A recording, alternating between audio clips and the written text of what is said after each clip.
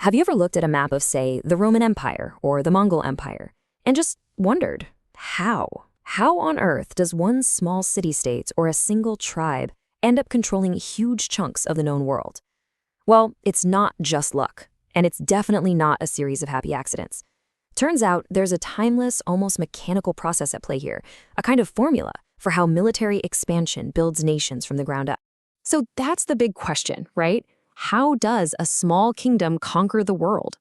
We're going to unpack that by looking at imperial expansion not as a bunch of random historical events, but as a strategic, repeatable process.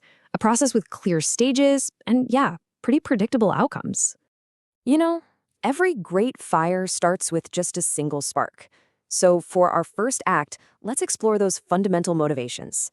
What are the universal drivers that push a nation to look past its own borders and start down the path of conquest? Okay, before we dive any deeper, let's get on the same page with what we mean by imperial expansion. This isn't just about spreading your culture or your influence through trade. No, this is a deliberate process. A state systematically extends its power, and while other things play a part, the primary engine, the real tip of the spear, is almost always military force. So why even do it? Why risk everything in a war? Well, the reasons are pretty much as old as humanity itself. First, you've got the hunt for resources, better farmland, precious metals, key trade routes. Then there's border security, this idea that the best defense is a really good offense. You absorb a threat before it becomes a problem. But you can't underestimate the power of ideology, the deep belief that your way of life, your gods, your system is just better. And of course, there's plain old political ambition from a leader who wants to carve their name into history. All right, so once the why is sorted, we get to the how. This is what we're calling the conqueror's playbook, the specific strategies and military tactics that turn all that ambition into actual conquered territory. This is where the action happens. War is always this intense chess match between offense and defense. The attacker, they're often relying on speed, surprise, and just pure brute force in big open battles. In response, the defender has to get creative.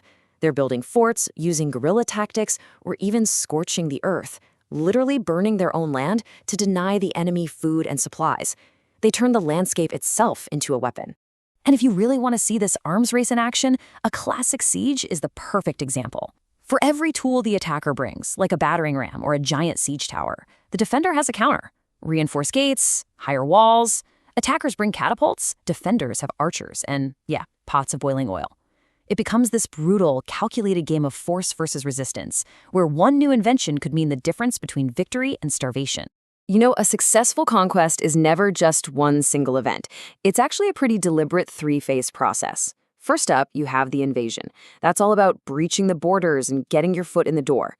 Step 2 is subjugation. This is where you defeat their main armies and get control over the people. But the final, and honestly probably the hardest phase, is integration. How do you turn that newly conquered land and all those people into a real functioning part of your empire? So the war is won, the territory is taken, the dust settles on the battlefield, but what happens next? This final act is all about shifting our focus from the fighting to the deep, long-lasting consequences of that war, on societies, on cultures, and on the maps of the world. The transformation that happens after a conquest it's just massive. We're not just talking about redrawing some lines on a map. No, the entire fabric of a society gets rewoven. Cultures are smashed together, sometimes merging, sometimes not.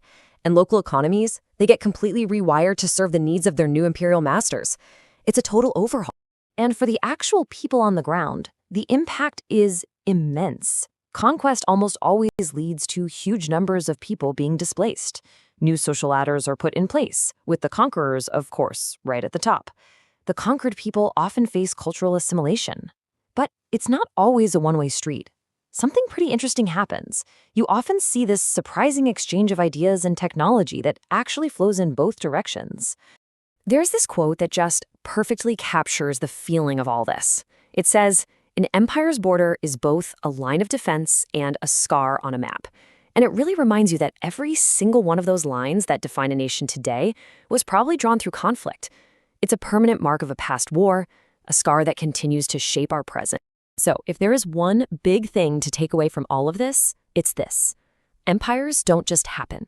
They are not an accident of history.